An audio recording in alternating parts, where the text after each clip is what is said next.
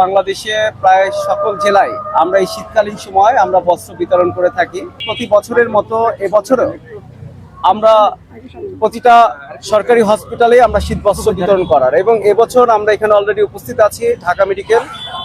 আমরা গত বছরও ঢাকা মেডিকেল এসে শীত বস্ত্র বিতরণ করেছি। অসংখ্য পেশেন্ট পার্টিকে আমরা শীত বস্ত্র দেওয়ার চেষ্টা করেছি।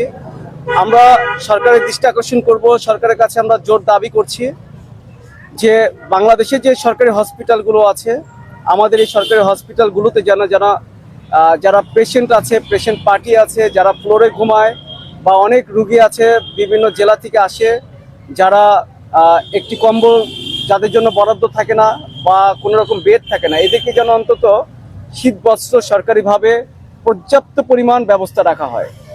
কারণ আমরা মনে করি আমাদের সামাজিক সংগঠনগুলোর পাশাপাশি যেন সরকারও ঠিক একইভাবে, যেভাবে মানবিক দৃষ্টিতে সরকার এগিয়ে আসে, একইভাবে যেন বরাবর এগিয়ে আসে।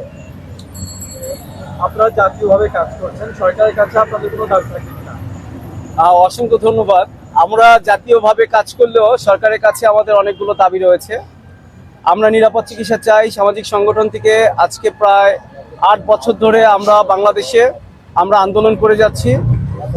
একটি মানুষই যেন সুচিকিৎসার অভাবে মৃত্যুবরণ না করে, কোনো মা বাবার সন্তান যেন, কোনো বাবার হাতে যেন কোনো সন্তানের দাফন না হয়, ভুল চিকিৎসায় যেন কোনো সন্তান মারা না যায়, কোনো বাবা মা মারা না যায়, কোনো দেশের জনগণ যেন মারা না যায়। তার জন্য আমরা নিরাপদ চিকিৎসা চাই। সামাজিক সংগঠন সরকারের কাছে বেশ কিছু দাবি রেখেছি।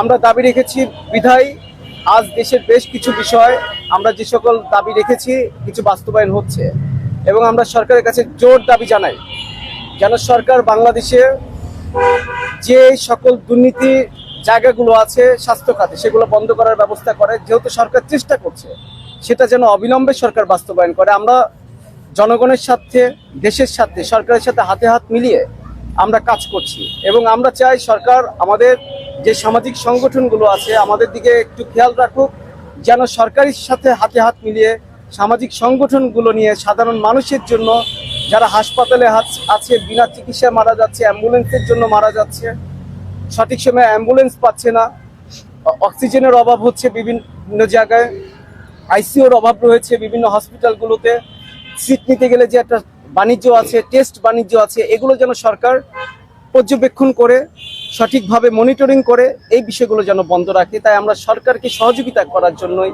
আমরা বরাবর কাজ করে যাচ্ছি। আগামীতেও আমরা সরকারের সাথে হাতে হাত মিলিয়ে দেশ উন্নয়নে কাজ করে যাব, এবং আমাদের দাবি একটাই, যেন বাংলাদেশের প্রতিটা সরকারি হাসপাতালে রোগী আসলে যেন রোগী সুচিকিৎসা পায়, বাইরের থেকে যেন কোনো রকম টেস্ট করতে না হয়,